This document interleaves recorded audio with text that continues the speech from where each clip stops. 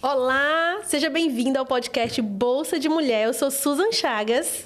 Eu sou Elisaine Carvalho. E nós estamos aqui para ajudar você a escolher o que tirar e o que pôr na sua bolsa.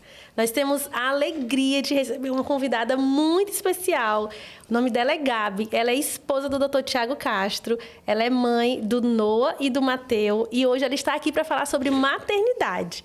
Gabi, seja bem-vinda. Oi, pessoal. Muito feliz de estar aqui com vocês hoje. E nós estamos muito felizes. Obrigada por aceitar o nosso convite. É uma honra. Que esse tempo seja um tempo de um papo que vai aquecer aí o coração das mãezinhas que estão em casa nos ouvindo. Com certeza. A intenção sempre é essa, né? Sim. E nós queremos já começar te ouvindo. Queria que você falasse um pouquinho sobre você, sobre a sua história, como você chegou em Foz, que você possa se apresentar aqui pra gente. Oi, gente, tudo bem? Muito feliz de estar aqui com vocês, né? Uma honra. Eu sou a Gabi, eu sou esposa do Dr. Tiago, eu sou a mãe do Noah, do Mateu, né? Eu vim compartilhar um pouquinho a minha história de maternidade, de esposa, de profissional, né? Existe uma curiosidade um pouco grande sobre como nós viemos parar aqui em Foz, primeiramente, né? Então, nós temos uma história um pouco engraçada sobre como eu e o Tiago nos conhecemos. O Tiago era estudante de medicina em Rondônia, ele é mato-grossense de nascença. E ele foi meu cliente em uma feira em São Paulo, né? E eu tenho uma empresa de produtos para pet shop. E ele tinha um pet shop na época. Nossa. E ele foi comprar comigo. Tanto que quando ele me conheceu, ele pegou o meu nome, tentou me descobrir pelo Facebook, né? E eu falei, eu nunca imaginei que ele fosse médico, né? Eu falei assim, nossa, vai ser veterinário, qualquer coisa nesse sentido, né? Ele falou, nossa, eu sou interno de medicina. Eu falei, nossa, que é interno de medicina? Eu nem tinha ideia que existia um ano que você fica nessa parte dentro do hospital, enfim, né? Então, nós nos conhecemos lá. Que legal. E foi tudo muito intenso, porque o Tiago viu através de mim, por ser cristã, né? Por transmitir o amor de Deus, ele falava que ele sentiu muita paz quando ele me encontrou. Então, ele me descobriu no Facebook e ele quis comprar uma passagem urgente para ir vir para Foz. Depois de um mês ele estava em Foz, porque eu fiquei um mês fora, inclusive. Quando a gente se conheceu, eu fui viajar para fora.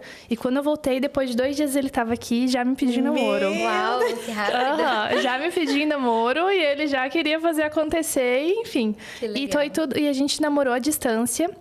Mais ou menos 1 ano até nós noivarmos, né? Então, foi tudo muito rápido. Porém, Foz do Iguaçu não era muito aberta para receber estudantes. Estudantes não, profissionais novos que estavam começando a carreira de médico, né? Então, ele conseguiu uma oportunidade no Rio Grande do Sul. Então, eu queria, porque eu amava, eu queria começar uma vida... Já estava apaixonada. Já estava apaixonadíssima, né? Eu não tinha ainda vivido isso. Eu era muito fechada quando eu era mais nova, né? Então, foi aquele primeiro amor, eu quero viver isso com ele, né? Então Ele vai amar ouvir isso. Ele sabe, né? Não preciso dizer muito, mas ele já sabe, né? Então nós noivamos. Quando nós estávamos organizando o casamento, eu acabei engravidando um pouco antes. Isso saiu um pouco do combinado. Então nós desmarcamos nossa cerimônia, nosso casamento, e só prosseguimos com o civil que já estava marcado também, né? Então nós fomos morar no Rio Grande do Sul. E foi algo imprescindível na nossa jornada. Eu acho que, assim, todo casal que começa longe de tudo, sem poder depender de ninguém, eles crescem. Sim. A gente cresce com o sofrimento, né? Falo que toda mudança, ela é necessária a gente passar por um processo de deserto, né? Para que a gente possa sobressair através disso, né? E foi um período, primeiro, que começar uma vida de casado já é algo difícil, com basicamente um nenezinho já nascendo, e ainda depois termos o diagnóstico de autismo. Então, foi tudo acontecendo. Eu não tive oportunidade, digamos assim, de não escolher amadurecer. A gente teve que amadurecer na marra. Foi tudo muito acelerado, Exato. né? Na época, eu tinha 22 anos. Nossa. Meu Deus. Né? Então, eu era muito nova, né? Não que hoje, claro, as pessoas têm filhos mais novas do que isso, mas eu me considerava nova, né? E o Tiago tinha 26 anos nessa época. E nós começamos a nossa vida assim, tudo, digamos, sem planejamento e vamos ver o que vai acontecer. Fluxo, né? Exato. Quando eu descobri que estava grávida, por mais que eu não estivesse casada, eu via que ele seria um homem que cuidaria de mim. Sabe? Eu via que ele tinha esse cuidado, esse olhar. Então, eu me senti segura. Em nenhum momento eu me senti insegura de estar com ele, ter saído um pouco do roteiro combinado, né? Apesar de ser bem certinho e metódico, eu falo assim, Deus até nisso... Ele esteve no controle para falar assim, olha, minha filha, você quis sempre viver na régua, né? Deixa eu dar uma bagunçadinha porque você tá precisando, né? Começar a entender que as coisas não são só no seu tempo ou no seu controle, mas sim no meu tempo. Sim, e é uma oportunidade para desfrutar da graça, né? Exato. A gente, quando a gente cresce num lar cristão, nós somos apresentadas, né? A vontade de Deus, aquilo que o Senhor deseja. E nós queremos fazer esse caminho, queremos que os nossos filhos também façam esse caminho. Mas eu acredito que... Eu falei sobre isso semana passada. Deus, de forma proposital, permitiu que os grandes homens que as suas biografias estão ali na palavra, na Bíblia, ele deixou que as suas falhas aparecessem ali, né? Para que a gente tenha a consciência de que nós não somos capazes de cumprir a lei. E por isso nós necessitamos de Cristo. Nós precisamos nos deparar com a graça e receber esse amor e esse favor do Senhor, né? Exato. Então, é um encontro com a graça de Deus. Totalmente, perfeito. Exatamente isso, né, Susan? A gente realmente fica numa situação como se nós fôssemos responsáveis pelos, digamos, que a gente pudesse ter o domínio da nossa vida. E nós, claro, frutos muitas vezes dos nossos pecados, com certeza. Mas Deus ainda assim, ele tá com sempre a mão ali monitorando e cuidando de nós, né? E com o diagnóstico de autismo, eu sempre tive o sonho de ser mãe. Não foi eu sempre trabalhei na igreja, no ministério infantil, então é algo já que eu gostava de estar com crianças. Mas a gente tem uma perspectiva sobre como vai ser a maternidade, só que assim, a perspectiva é uma e a realidade é totalmente diferente, porque a gente vê as crianças, vê tudo lindo e não sabe. Fantasia demais. Exatamente, a gente vive num mundo de fantasia, só que a gente tem que se instaurar na realidade. E para alguém que foi sempre extremamente controladora, organizada, dona do meu tempo, movida a relacionamentos, estar numa cidade longe de todas as pessoas que estariam mais próximas de mim, minha família, né, o meu marido trabalhando muito e eu sozinha com um bebezinho pequeno. Então, eu tive depressão pós-parto. Foi um período bem difícil, né? Nunca eu negligenciei qualquer tipo de cuidado com meu filho, mas realmente eu vivia numa tristeza profunda, né? Porque eu não tinha com quem compartilhar. Eu falo assim que o mais difícil da maternidade em si não foram as demandas, porque até que não era um bebê razoavelmente tranquilo, mas a solidão. A solidão era algo realmente difícil, né? Porque os dias não passavam. Às vezes o Thiago ficava 4 dias, emendava um plantão no outro, porque a gente estava começando a vida. A gente emprestou dinheiro para pessoas que não nos pagaram, então a gente ficou com dívidas. Então a gente tinha que trabalhar, eu não dependia da minha família. Nós realmente começamos a vida por nós mesmos, né? Tudo que nós fizemos, não que frutos... Deus nos abençoou com tamanha graça hoje de nós estarmos onde estamos. Mas frutos também do nosso esforço. Tanto eu como ele sempre fomos muito esforçados em querer buscar algo a mais. E tá certo, isso faz parte, né? Deus nos dá essa graça de poder correr atrás dos nossos sonhos, né? E com o Noah, eu tive o diagnóstico dele... Eu comecei a perceber sintomas diferentes com ele a partir dos 10 meses. Eu morava numa cidade pequeniníssima, tinha 50 mil habitantes, né, lá no Rio Grande do Sul, pertinho de Gramado, em Igrejinha.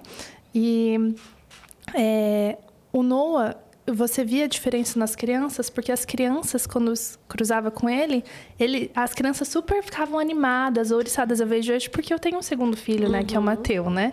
Então, ele já fica animado se ele vê uma criança. O Noah se tornou uma criança apática. Ele não demonstrava interesse. E eu falava, tem alguma coisa errada. Mas eu não queria ligar aquilo. Não queria aceitar. Eu não queria nem cogitar a pensar naquilo, porque parecia que eu estava...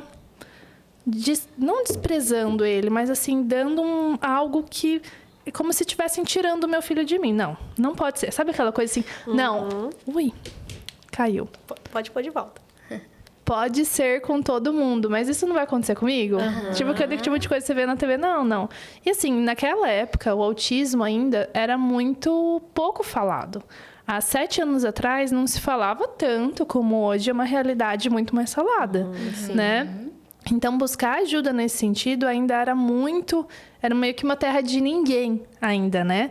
Então, nós víamos que tinha sintomas diferentes e nós não negligenciamos, nós demoramos um pouco a acreditar. Por quê? Porque eu pegava a minha família e comecei a perguntar para minha família como nós éramos quando crianças. Então, como o Tiago era quando criança? Aí a minha sogra falou, o Tiago era muito quietinho. Falei, pronto. Aquilo virou um amuleto pra mim e eu falei assim, pronto, esse por isso que o Noah é assim. Sim. Ele é mais quietinho porque o Tiago era assim. Só que aquilo, na verdade, eu fui utilizando como amuleto, só que, poxa, tá alguma coisa errada, vamos atrás. E com 1 ano e 6 meses eu realmente vi que não era bem assim, né? Não dava para eu esperar mais, né? Então, nós fomos buscar ajuda profissional. Nessa época, o Tiago já estava estudando pediatria, né? Ele já era dessa área, ele já estava trabalhando nessa área e foi se especializar nessa área. E nós fomos buscar, através de neuropediatras, profissionais do desenvolvimento, algo que nos desse uma informação sobre o que o Noah realmente era e o que a gente poderia fazer diante daquilo, né? E a gente ia nos profissionais e nós recebíamos informações muito vagas, né? Recebíamos um diagnóstico, mas e o que fazer diante disso? O principal que eu acho que os profissionais não davam, e até um diferencial do meu marido, é realmente que ele dá esperança para as pessoas. E a gente não recebia isso. A gente só recebia algo assim, olha, seu filho tem autismo e... Bom, lide com isso. É para a vida inteira, não tem cura. E pronto, você vai trabalhar de forma sutil para que ele tenha uma qualidade ok. Apresentava o problema, mas não a resolução. Exatamente. Nunca. E isso era muito triste. Imagina para uma pessoa que criou todo uma expectativa. Todo filho, ele é uma expectativa. Você sonha com todas as fases. Por mais que você não seja uma pessoa ansiosa, você sonha com seu filho casar, se formar numa faculdade, né? Ser um adulto, ter filho, te dar netos, né? E você, de repente, esses sonhos morrem. E é um luto. Sim. Né? E a gente cria um padrão na nossa mente, né? Então, você cria um padrão. Eu quero que, quando nós estamos grávidas, a gente pensa, eu quero que o meu filho seja assim, faça isso. Então, você cria um script, né? Quando sai desse script, então, como que se reorganiza, né? Total. De novo. Total. E exatamente isso. A gente cria esse script, e esse script... de repente, nem sai do roteiro. Ele simplesmente não existe mais. E as pessoas não tinham essa empatia, né? De entender, poxa, eu recebi um diagnóstico. E o que eu faço diante disso? Né? Então, nós íamos para profissionais e cada um falava, coloca na escolinha.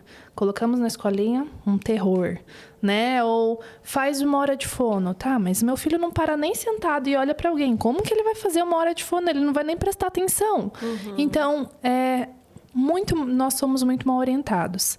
E até por isso que nasceu essa chama tão ardente conosco com o autismo. Porque a gente quis trazer algo para que as pessoas não pudessem passar o que a gente passou. Que legal. Entendeu? Sim. Então, foi algo realmente que veio como um propósito. O Noah veio como um propósito nesse sentido, né? Então,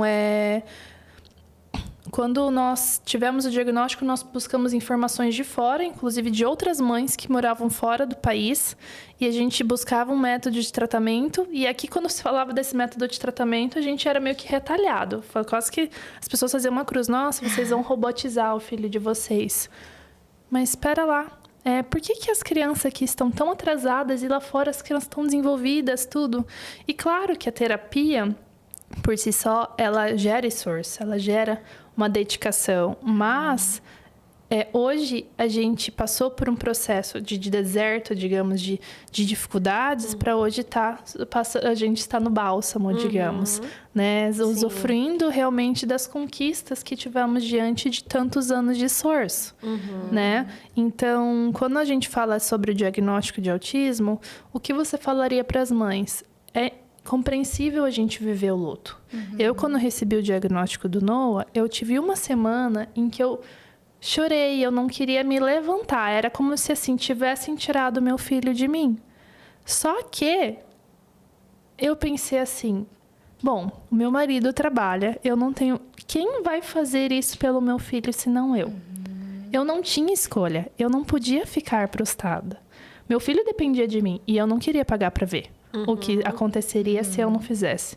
Então, Noah está com 7 anos, durante 4 anos, 4, 5 anos, o autismo realmente regiu a minha vida, né? Eu realmente vivi o autismo em tudo que eu poderia fazer estar ao alcance dele. Você parou tudo para cuidar do Noah Exatamente. nesse período de 4 anos. Exato, porque primeiro eu fiquei morando fora, no Rio Grande do Sul, então eu não trabalhava, eu trabalhava mais no formato home office, então eu estava totalmente dedicada a ele. Então, assim, eu me dediquei muito. Até os 3, quase 4 anos do Noah eu fiquei mais próximo a ele. Depois eu retomei o trabalho, mas sempre atenta, né, às necessidades dele. Então, hoje eu vejo que a gente colheu os frutos. Não estou dizendo que a gente não errou no processo. Mas mesmo errando, foi tudo no fruto de tentar. Sim. Sabe? De buscar algo, né? Então, quando alguém fala assim que a gente está robotizando o nosso filho, ou que a gente... Imagina para um pai que já está passando por um processo tão difícil e ainda ser julgado a esse ponto. Sim. Eu acho que as pessoas têm que ter mais empatia nesse sentido. Ninguém, digamos, escolhe, Sim. né? Vamos aqui, ó, escolher ter um diagnóstico ou não. Então, a gente vai correr atrás. Eu acho que isso é a gente se instaurar na realidade e correr atrás, que os nossos filhos precisam de nós. Sim. E fazer tudo que está ao seu alcance, né? Assim, acho que o pai, a primeira coisa que ele pensa em qualquer situação, né? Nesse caso do autismo, mas qualquer outro diagnóstico que um pai, uma mãe receba, você vai correr mesmo e buscar tudo, fazer tudo que está, né, ao seu alcance, que é o que vocês fizeram. E graças a Deus, né, hoje a gente tem, como você falou, tem como desfrutar, né, dessa dedicação. Não só vocês enquanto família, mas o Brasil todo, através da vida do Dr. Tiago, daquilo que vocês viveram como família, né? Total. Então... É muito engraçado quando Deus tem um propósito, né? No momento que a gente passa por aquilo, não consegue visualizar o todo, né? Mas olha, depois de 7 anos, né, dando um passo para trás e olhando, o Dr. Tiago, vocês, né, como casa, se tornaram uma referência sobre o autismo. Quando a gente fala aqui, principalmente na cidade, o primeiro nome que vem é a casa de vocês. Então, eu imagino que foi muito difícil esse processo que vocês tiveram, mas hoje vocês estão ajudando pessoas, né, a sofrer menos, né? Não precisar sofrer tanto quanto vocês precisaram. Então, é muito isso. É muito lindo como o Senhor trabalha também, né? Os processos de Deus. Bom, Jesus é incrível, né? Sim. A gente já sabe. Hoje eu vindo pra cá, o Noah, mamãe... Você vai no podcast, sim, você vai falar sobre autismo, né? Ai, que eu falo, filho, a minha vida gira em torno do autismo, porque você é autista. Então, a mamãe, sim, vai compartilhar um pouquinho sobre autismo também. E pra ele isso é bem ok, né? Assim, eu percebo ele sempre que possível, ele tá ali, né? Nos vídeos com o Dr. Tiago. Sim, hoje ele já tem essa compreensão, né? Ele consegue entender que ele tem algo que é dele, né? Que o autismo não é uma doença, é uma condição, né? Então, assim, ele tem o autismo e está tudo bem. Ele sabe que ele tem uma dificuldade dele, fala dos hiperfocos dele. Né? Ele sabe que das dificuldades intrínsecas dele, né? Então, acho que isso faz parte da construção da idade. Quando ele era menorzinho, ele falava assim, eu não sou autista. E aí, aos poucos, a gente foi explicando. Mas também não adianta querer explicar para uma criança de 3, 4 anos algo tão peculiar, concorda? Então, acho que há tempo para todas as coisas. Então, se seu filho não aceita, e outra... não fiquem comentando das dificuldades dele. Às vezes as pessoas falam, ele não está escutando. Mas preserva a criança, né? Não fique falando dos problemas. Susan, não faz isso. E a criança do lado. Você acha que ele não está escutando? Então, acho que isso é um pouco da gente blindar os nossos filhos para que eles estão escutando, sim. Daqui a pouco eles vão estar negando, porque não sou isso que estão me falando, não. Sim. E é interessante, né? Assim, eu sempre falo, quando eu tenho a oportunidade de falar sobre isso, criança tem sentimento, né? É um ser humano. Às vezes a gente... olha e pensa, não, mas né, não vai entender ou não vai compreender, mas não, vai sentir exatamente como a gente sente, né? Então, eu acho que isso realmente é muito relevante, a gente olhar e dizer assim, não, essa criança, ela é uma criança, mas ela tem sentimento, ela vai sentir e a gente precisa ser o maduro da relação, né? De conduzir isso da forma mais sábia possível. Total. Ô, Gabi, eu lembro que quando eu estava grávida da minha primeira filha, bem tudo isso que você falou, a gente sonha com cada detalhe, né? E eu lembro que eu ouvi uma frase assim, porque eu acho que o primeiro medo que todos nós temos é se a criança tá bem, né? Esse eu acho que é uma das maiores preocupações iniciais quando a gente tá grávida. E eu lembro que eu tinha lido uma frase que falava assim, que quando Deus dá um filho autista para uma família, significa que aquela família ela é muito forte, né? Ela é muito preparada para receber essa bênção naquela casa. E eu lembro que eu falava, ai Deus, não sou forte, Deus, por favor, não sou forte, né? Então, com isso, o que eu queria saber de você, quais foram os seus maiores medos quando você recebeu, vocês, né, como casa, o diagnóstico do Noah? Porque eu imagino que tem medos que se destacam, né, quando você recebe essa notícia. Eu acho que, primeiro, que a gente sempre cria expectativas que os nossos filhos terão independência, né? Então, por mais que a gente queira que eles fiquem no nosso ninho, a gente quer que eles alcancem sua independência, uma carreira, uma família, casamento, tudo. Então, eu tinha medo do Noah ficar 100% dependente de nós e não poder ter essa, digamos, desenvolver isso tudo, né? Então, esse era o meu maior medo. O Noah não falava, né? Então, eu falava assim, meu Deus, meu filho vai falar? Né? Vai comunicar. E hoje ele fala mais que uma matraca. Eu falo assim, às vezes eu olho pro Thiago, ele tá falando sem parar, daí a gente dá risada. Fala, a gente sonha muito com isso, né? Amém, né? E às vezes a gente não dá valor a tantas coisas, né? Eu acho que dos medos... o autismo nos trouxe uma oportunidade de ter um olhar muito mais sensível. Porque a gente se tornou muito mais sensível a essas pequenas conquistas. Um abrir de uma garrafinha, né? De conseguir segurar um lápis. As pequenas coisas, né? De subir na bicicleta ou de uma fala espontânea. Né? Coisas naturais de uma criança, mas que nós não vivemos. Né? Então, hoje a gente está vivendo, digamos, com o Mateu, que é o nosso segundinho agora, como se fosse tudo novo. Porque tem coisas que a gente não viveu. O Thiago, principalmente porque trabalhava muito. Não que ele não trabalhe muito agora. Mas ele tem a oportunidade de estar mais em casa, diferente do ritmo de plantões, né? Que a pessoa tem que ficar muito fora. Ele consegue estar no almoço, no café e tudo. Então, a gente está realmente vivendo o Mateu crescer, sabe? E, nossa, é totalmente diferente, né? Sim. Totalmente. Sim. E pegando esse gancho aí dos medos, Gabi, eu imagino que deve ter, assim, tido o dia mau. Ele sempre chega, né? Aquele dia que a gente tá mesmo pensando... Aí agora, né? Assim, quando esses dias chegaram para você, o que foi o teu porto seguro? Onde que você se agarrou? Olha, eu tinha que me agarrar em alguma coisa, né? Então, sempre foi em Jesus, né? Porque, assim, eu não tinha... minha família por perto. E muitas vezes o Thiago estava no trabalho, né? E depois ele entrou na residência, o que ficou mais intenso ainda, né? Então, eu tinha que me agarrar a Deus, né? Porque era Ele que me dava o meu sustento. Eu falo assim, olha, a gente pode ter feito o que for, mas se não fosse Deus colocando a mão... E não que, nossa, mas porque... Algumas pessoas falam, mas você não pode falar assim. Por que Deus não escolheu o meu para desenvolver? Não, a gente não tem todas as respostas. Mas, nesse momento, Deus quis trabalhar na vida do Noah através de nós. E a gente só vai entender isso lá no céu, né? Talvez realmente era para um propósito maior. Mas você fazendo de forma correta, as chances de ter algo positivo, de desenvolver essa criança, são imensos. E em dias de luto, hoje as pessoas veem o Noah e falam, nossa, não foi tão difícil assim.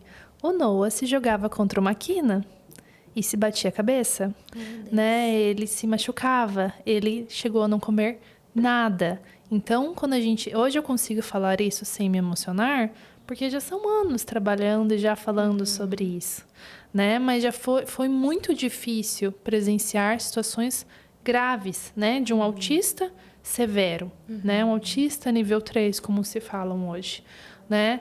E se não me agarrasse a algo, eu ia me afundar. Então, assim, as pessoas falam, tem médicos profissionais, enfim, que não dão esperança. Eu falo, gente, a esperança rege a gente. Se a gente não tiver esperança, se nós não tivermos fé, sobra, exato, de dias melhores, de que nós vamos saber o que eu posso fazer. Eu vou fazer. E aí, nisso, confiar em um Deus soberano que pode nos dar tamanha graça, porque nós não merecemos nada.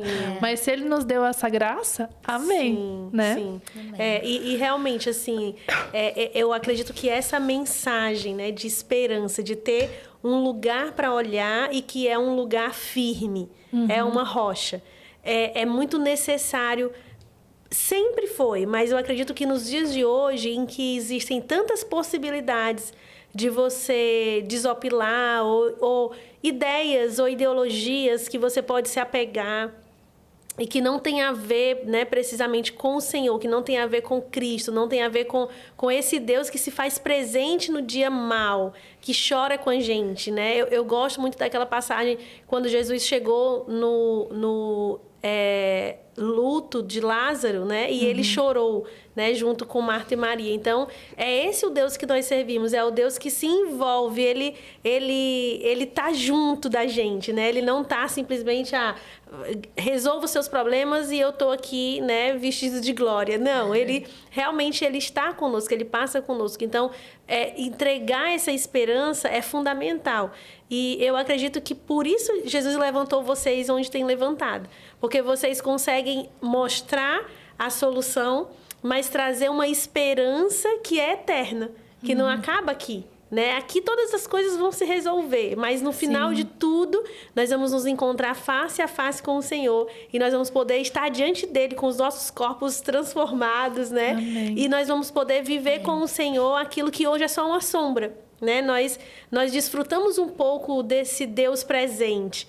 E que quando a gente chegar no céu vai ser algo glorioso, né? Vai ser algo que vai fazer parte de todos os nossos dias. Então, eu acredito que nesse tempo o Senhor tem levantado profissionais, né? Que sejam bons, que sejam competentes, que sabem o que estão fazendo, que estudam para isso, se dedicam para isso, mas que levantam uma esperança, né? Que levantam um nome. Olha, tem sim, tem um caminho, tem um jeito, né? Então, eu fico muito feliz porque eu acredito que não tem nada que nos cause mais angústia, né, do que você ver o seu filho precisando de algo e você não tem a quem recorrer, você não tem alguém para te estender uma mão, para te dizer, olha, esse é o caminho, não faz tem assim. caminho, né, do que fazer, meu Deus. Então, assim, realmente Deus levantou vocês como uma resposta, né, como uma voz. E eu quis muito, né, esse bate-papo com a Gabi, porque a gente sempre vê o Dr. Tiago falando, né, dando cursos, e ele é muito bom, muito competente no que ele faz, mas eu sempre tenho uma curiosidade, né, de saber, e essa mãe, né? Sim. E o coração dessa mãe? Por trás, né? Como que... porque nós somos mais sentimentais, né? Nós vemos de um outro lugar, nós sentimos de um outro lugar. E eu sei que existem mães, né, passando por... recebendo diagnóstico, passando por dias maus, desesperada em casa, sem saber o que fazer, sem saber a quem recorrer. Então, por isso que essa pergunta, né? O que fazer no dia mau, no desespero, no luto, que nós vamos passar na nossa vida, né? Sim. Então, glória a Deus por você ter essa esperança viva dentro do seu coração. A esperança nos move. E nesse caso do autismo, ele é o que realmente nos move, né? Sim. Porque se a gente só pensar nas dificuldades, a gente não vai para frente. Eu acho que aí que vem a sensibilidade do olhar que a gente falou. As pequenas coisas se tornavam tão grandiosas que elas nos davam gás a mais para continuar, sabe? E assim, como eu disse, a gente não tinha escolha. A gente tinha que fazer. A gente tem que fazer o que tem que ser feito. A gente não quis esperar, nossa, Deus opera milagres, mas assim, Ele também nos dá a mão para ir atrás e correr, entendeu? E nós, como pais, nós temos esse papel. Vão ter dias difíceis, vão ter dias em que a gente vai precisar de ombros, de uma mãe, de uma amiga. Às vezes a gente está sozinha, como aconteceu de eu ficar em dias sozinhas e falar, meu Senhor, o que o Senhor quer me ensinar com tudo isso? E hoje eu consigo ver, né? Bom, Gabi, eu acho que todas as mães no geral, mas principalmente mães que é o seu caso, com filhos autistas, encontram muito, eu falo que é um lugar de solitude, né? Que é um lugar, porque um lugar que você está só, é só você, mas um lugar de solitude é um lugar que você está só com o Senhor, né? É um lugar que você encontra paz, força, né? Então, eu acho que uma mãe de filhos autistas entende com muita verdade esse lugar de solitude, né? Que é estar em um lugar só com o Senhor, que é só a esperança em Deus mesmo, entendendo a soberania dele, mas buscando força ali, né?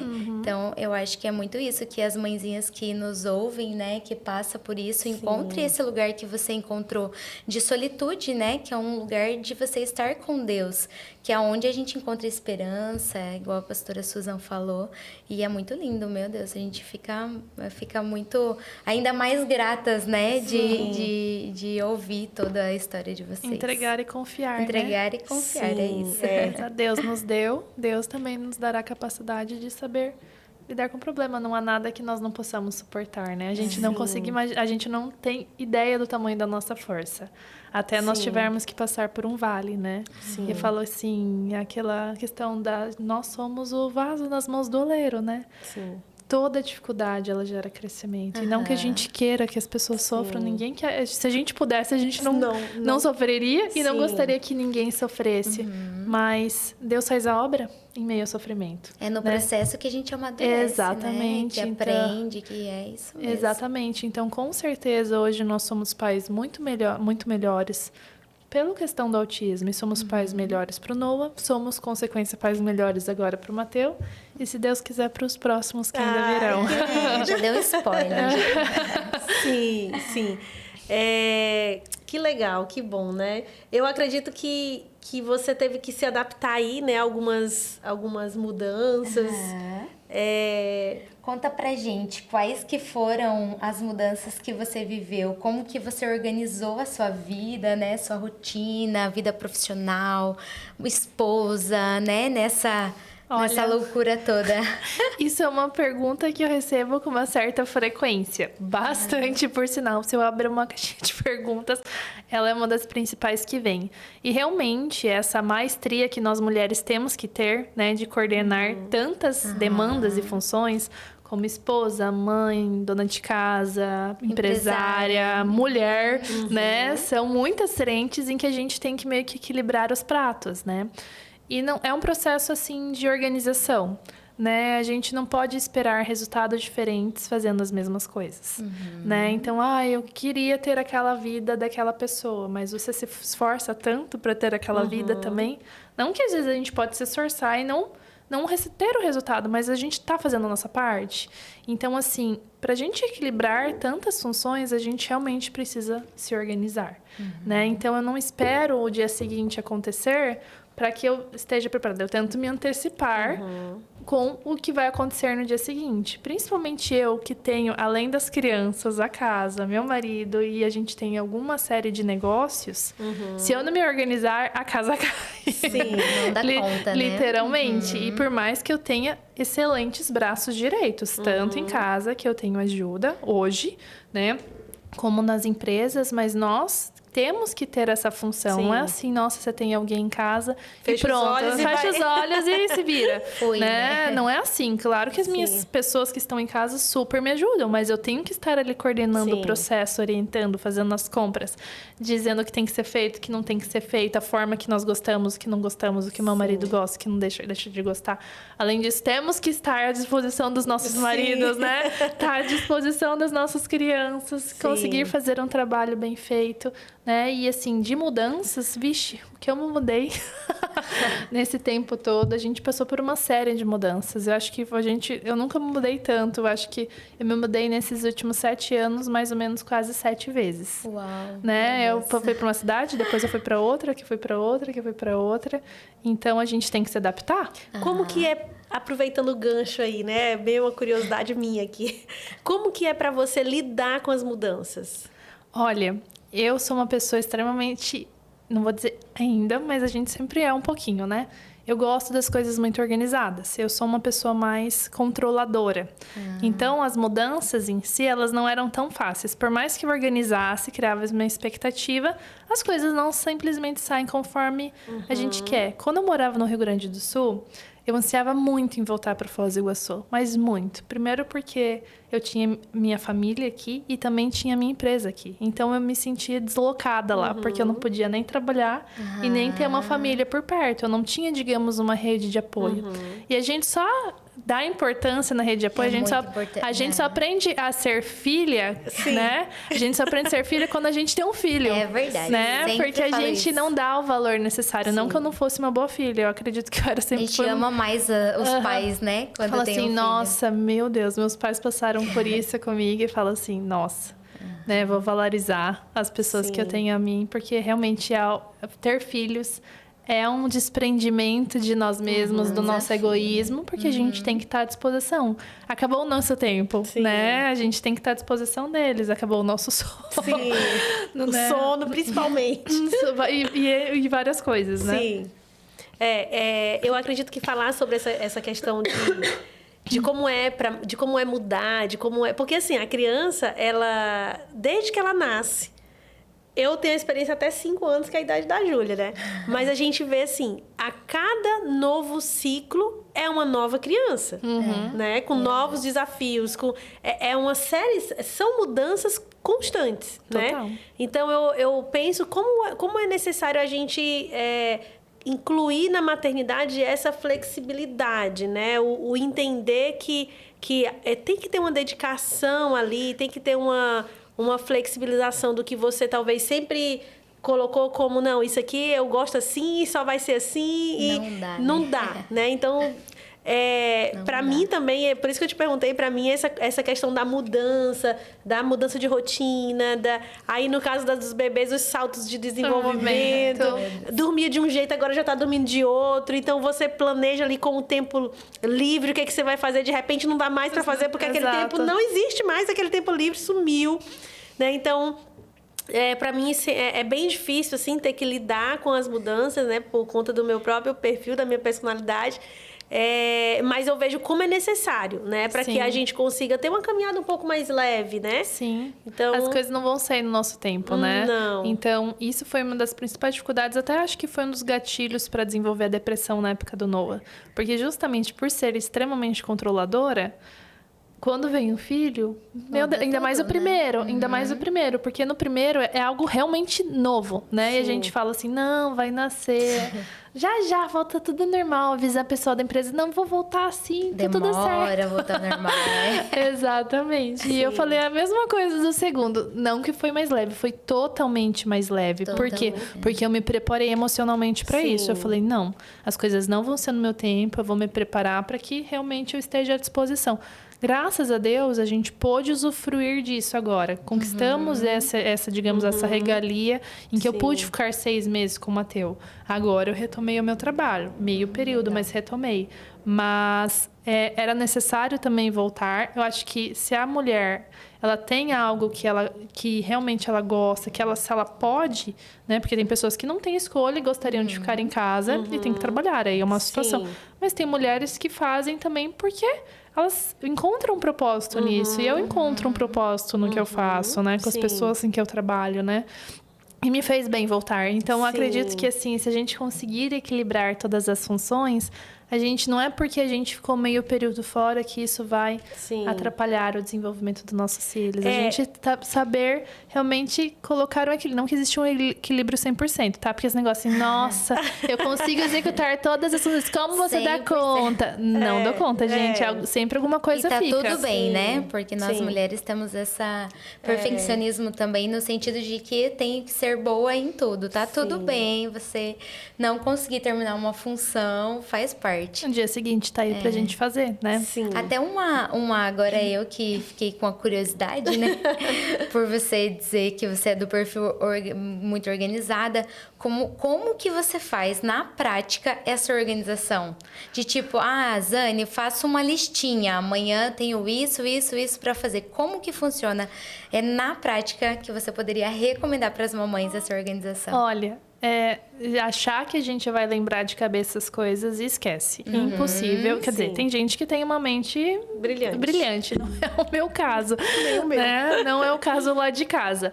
Então, eu coloco tudo em agenda. Eu tenho uma agenda hoje no meu celular do Google mesmo, que é gratuita, cada um pode usar. Se eu não colocar na agenda, gente, eu não irei lembrar. Então, assim, se eu marcar um café com a Susan daqui 2 semanas, vai estar na agenda, eu vou falar, oi, amiga, tudo bem? A gente tem um café, tá tudo certo? Ou não, ou desmarco com antecedência. Eu acho que, assim, quando a gente tem muitas frentes, se a gente não se organizar, a gente vai ficar, assim, ao acaso. E o acaso não funciona as coisas. Entendeu? Para você assumir muitas frentes, você precisa de um esforço. Né? Um esforço e uma dedicação para que as coisas aconteçam. Então, as coisas não aconteceram por um acaso nas nossas vidas, né? Nós tivemos um propósito na vida do Noah, nós nos dedicamos e nós construímos algo diante disso. Hoje, existe uma carreira, além de um propósito, em que tudo começou de uma forma... que realmente no intuito de ajudar. E é sempre esse o chamado maior. Mas construímos algo diante disso. Então, hoje a gente emprega várias pessoas, né? Temos equipe de produção, de filmagem também. Nós temos cursos, né? Então, nós temos a nossa clínica. E amém por isso, né? Quantas coisas o autismo pôde nos trazer à tona, né? E fazer um propósito se tornar ainda maior. A gente entende que tudo é para glorificar ao Senhor. Sim, com certeza. Então, vocês fazem isso com muita... E eu quero aproveitar a oportunidade de dar um testemunho sobre o coração do Dr. Tiago e da Gabi. Nosso plano de saúde é a Unimed, né? E durante muito tempo, o Dr. Tiago atendeu a Júlia sem cobrar nada, porque ele não atendia mais quando ele parou de atender pelo plano. E assim, a gente olhou para aquilo e disse, meu Deus, que coração, né, generoso. Porque ele poderia olhar e dizer assim, não, eu vou... não atendo mais, não tenho obrigação, né? Mas assim, de olhar e dizer assim, não, eu quero expandir na generosidade. E eu sei que nossa casa não foi a única beneficiada. Eu sei que muitas famílias, né, foram abençoados pelo coração generoso, né? De dizer, não, eu posso fazer isso. Então, assim, não é só... Eu, assim, posso falar claramente, não é só uma questão financeira, né? Vamos fazer isso para ganhar. Eu vejo que o que vocês exercem faz parte da missão de vida, apesar de ser o meio de vida também, né? Então, nossa casa é testemunho da generosidade de vocês. E, meu Deus, pra gente era maravilha. Aí, né? Só não estamos mais indo porque agora o Dr. Tiago, né, se especializou. Então, assim, muitas crianças que precisam, né, do olhar, do cuidado, da atenção. Então, nada mais justo do que ele dar um foco, uma atenção principal para isso, né? Mas, assim, voltando um pouquinho do que a gente estava falando, eu queria falar sobre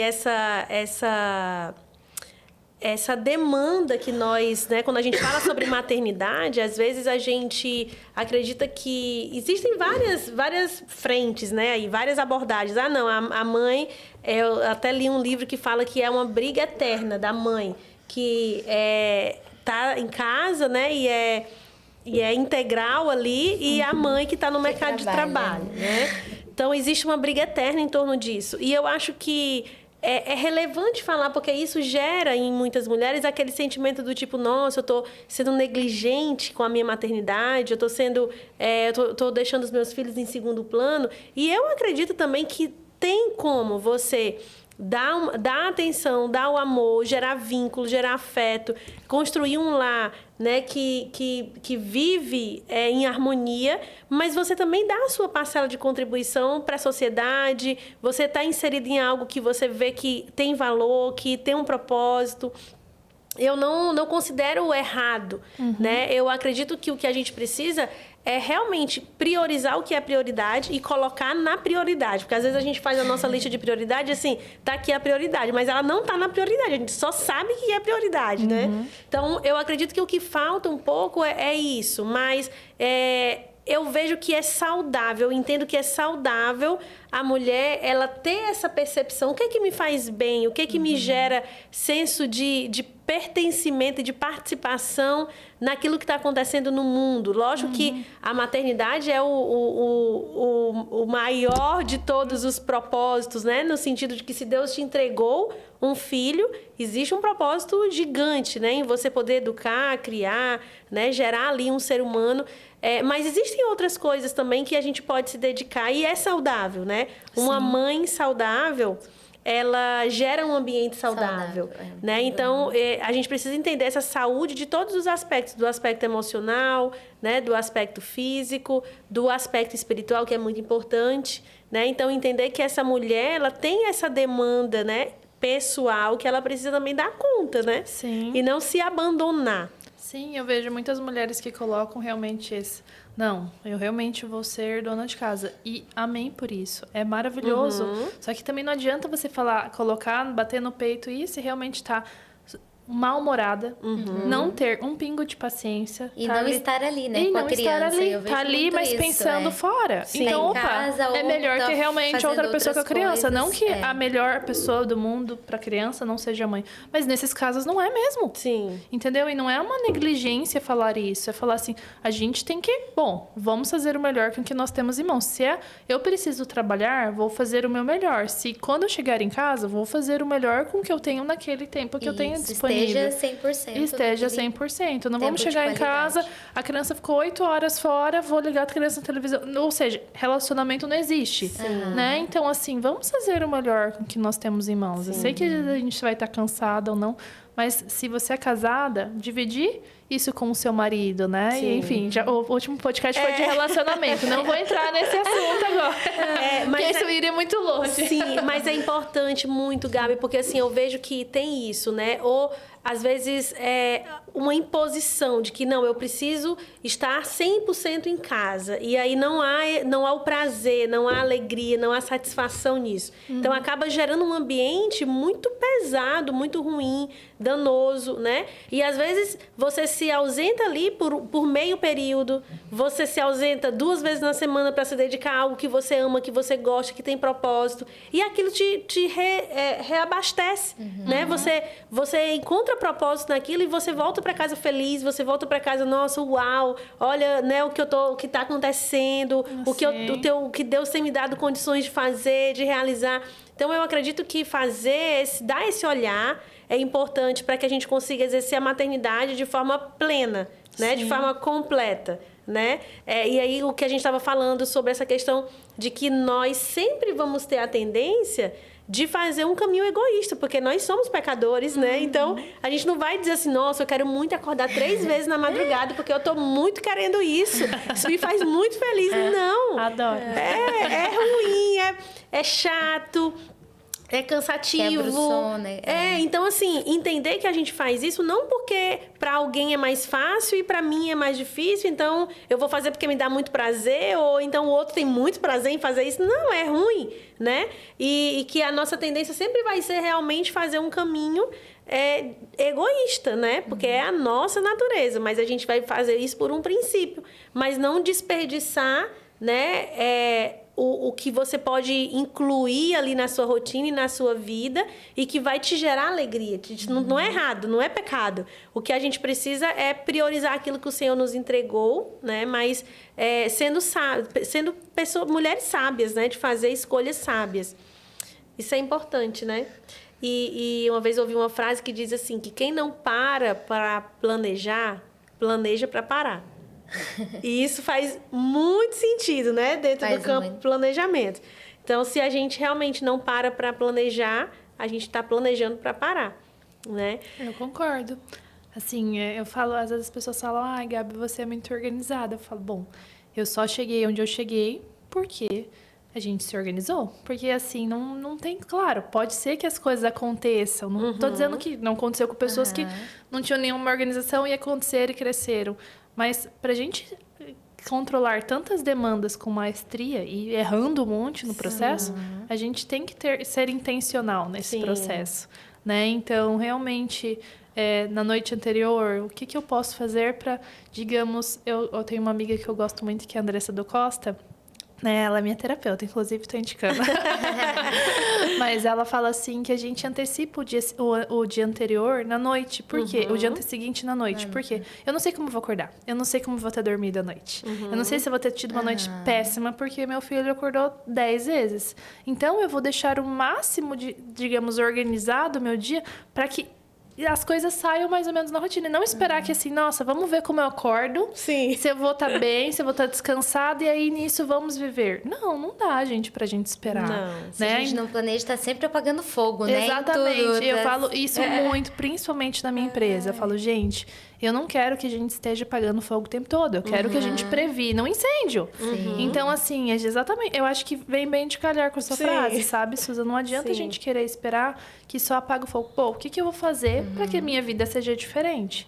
Então, vai ter suas dificuldades, vai ter dias que você vai fazer tudo certo e vai dar tudo errado. Sim. E tá tudo bem. A gente tem que estar na realidade que, assim, vai ter dias que tá tudo bem. Não vai acontecer que a criança vai estar doente, que a criança vai estar esperneando, enfim. E vida normal, né? Somos humanos. Sim. Eu sempre penso assim, ó, faz o planejamento e deixa uma caixinha dentro do planejamento para o errado. Para o que vai dar errado. Então, tipo assim, deu errado, até o dar errado tá no planejamento, porque faz parte. Sim, eu tinha muita dificuldade com isso, sabe, Susan? E assim, falava, meu Deus... ou às vezes esperar uma expectativa de alguém, enfim, que fosse diferente, enfim.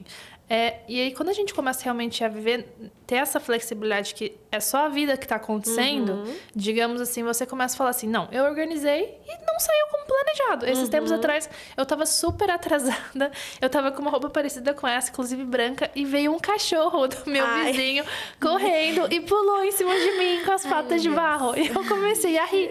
Se fosse outro momento, eu ia querer matar o cachorro. Primeiro que eu estava saindo, eu estava com a roupa limpa, né? E aí eu comecei a dar risada, eu falei, gente, se a gente também não apreciar esses pequenos momentos, às vezes tirar uma risada, ou poxa, às vezes as coisas não vão acontecer.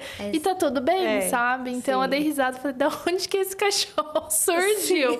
E, enfim, troquei de roupa. Você respira, mulher de provérbios, 31, venha. Exatamente. Venha, não vou matar de você. Não vou matar o cachorro, entendeu? E eu posso dar risada e falar, nossa, olha só essa calça, vai ter uma história pra contar. Mostrei, filho, olha o estado que a sua mãe está. Enfim, não vão ser todos os dias que a gente vai dar risada, mas a gente tentar realmente, às vezes, trazer um pouco mais de leveza pra nossa vida. Porque a gente não vai realmente, a gente não vive numa caixinha. A gente pode se organizar, a gente deve se esforçar, mas às vezes não vai sair e tá não tudo bem. Não tem o controle de tudo, né?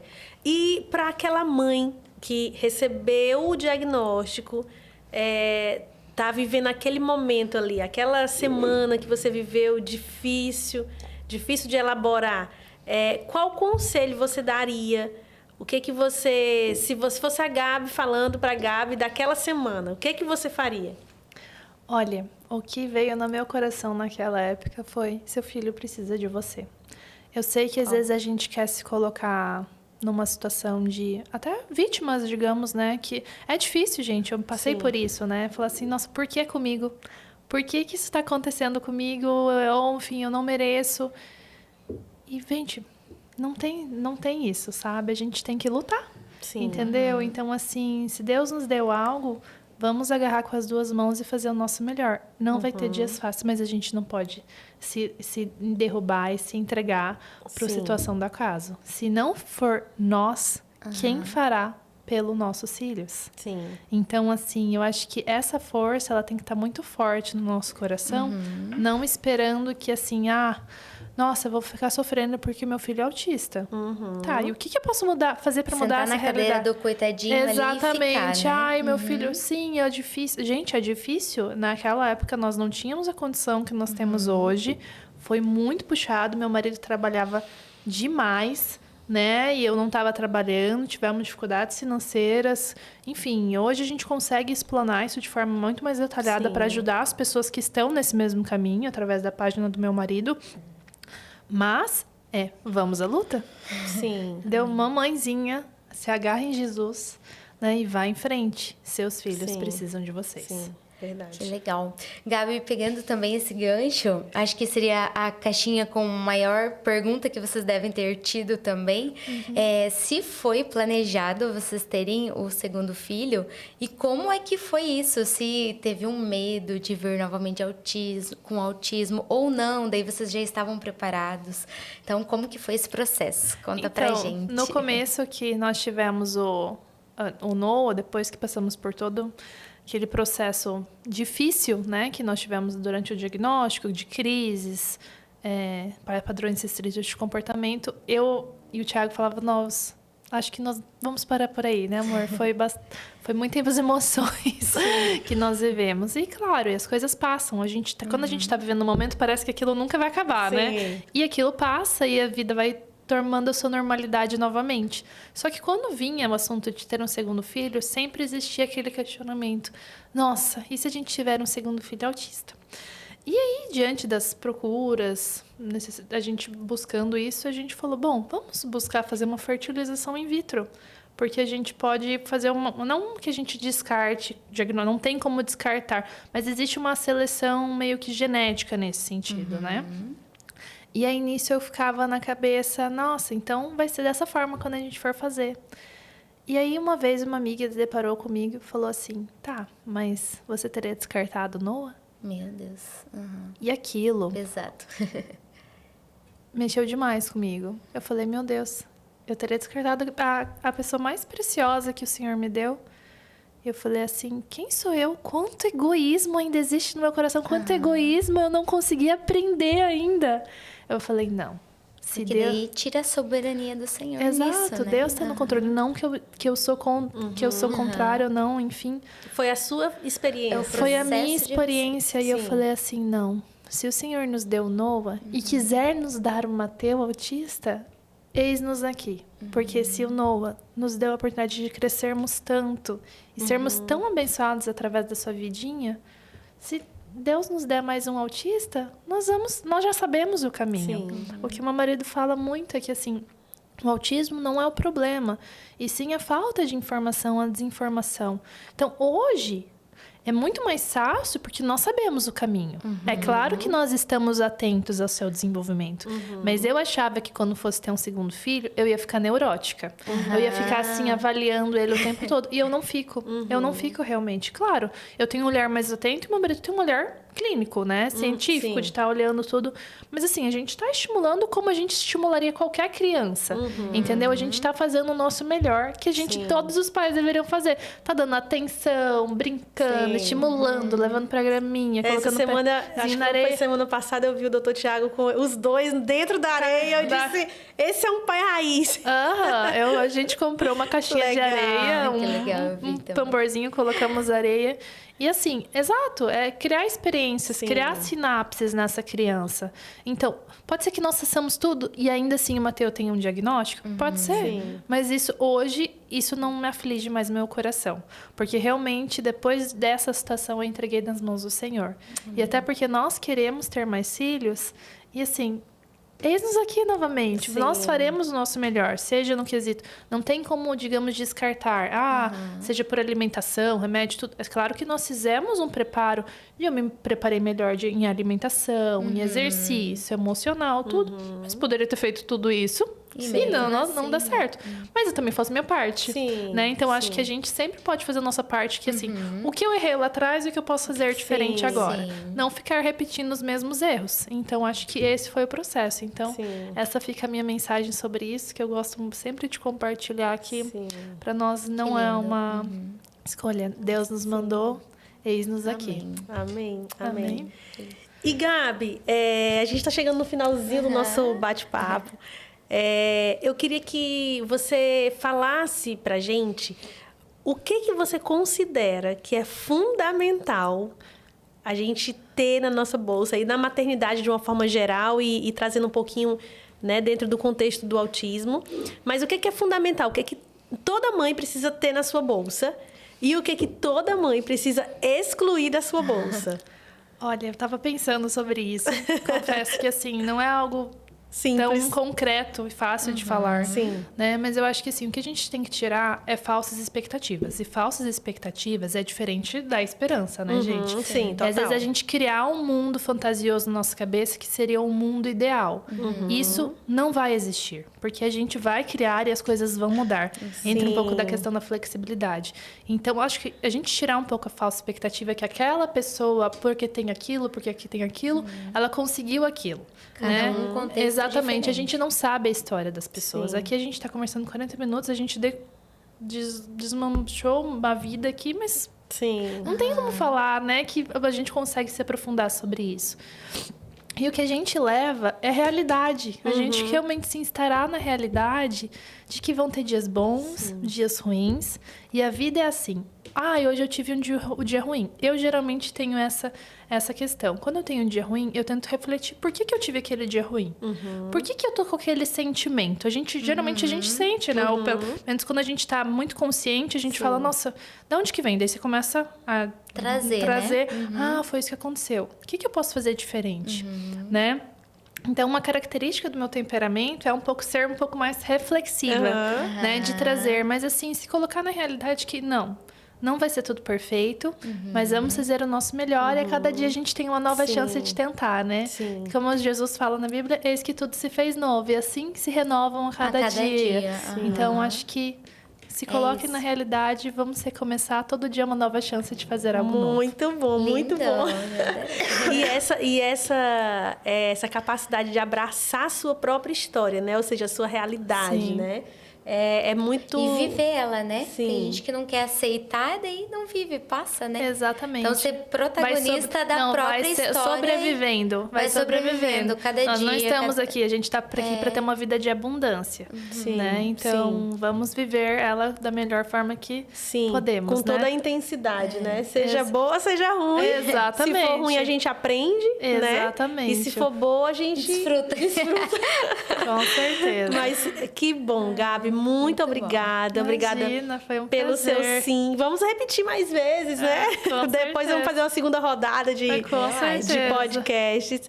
E que o Senhor te abençoe, te guarde, que vocês continuem com essa missão linda que o Senhor entregou para vocês, que tem feito diferença na vida de muitas famílias. E que a casa de vocês esteja protegida, guardada, escondida no Senhor. Amém. Que vocês possam desfrutar da bondade, da fidelidade, do amor de Deus e todos os dias. Amém. E que venham mais bebês. Amém. Assim esperamos. Sim. Obrigada, gente. Foi realmente um prazer e foi muito gostoso. Nem vi a hora passar. Espero que as pessoas que estejam assistindo aqui possam tirar alguma coisinha ou outra e levar pra vida. Tá bom? Tá bom. Obrigada, gente. De nada. Gente, você que tá aí nos ouvindo, que Deus te abençoe também. Tem que seguir as nossas redes sociais, né? Sim, segue lá o nosso Instagram, Mulheres Doxa. E temos agora o canal do YouTube e também do podcast, gente. Nos ajude. Muito se inscrevam conteúdo lá. bom. Muito conteúdo, Sim. direcionados. Você não pode perder. A gente tem procurado manter uma agenda e conteúdos que são de fato relevantes para a vida da mulher. Nós estamos construindo uma jornada e queremos aprofundar raízes, estudar a palavra, se dedicar ao estudo da palavra, porque nós acreditamos que Jesus ele é suficiente na nossa vida. Então, eu quero te incentivar a se junte-se a nós nessa jornada, né, de aprofundamento. Não tem a ver comigo, não tem a ver com a Zane, não tem a ver com a igreja, não tem a ver com nada disso, tem a ver com Cristo. Então, esse é o nosso alvo, é o nosso objetivo.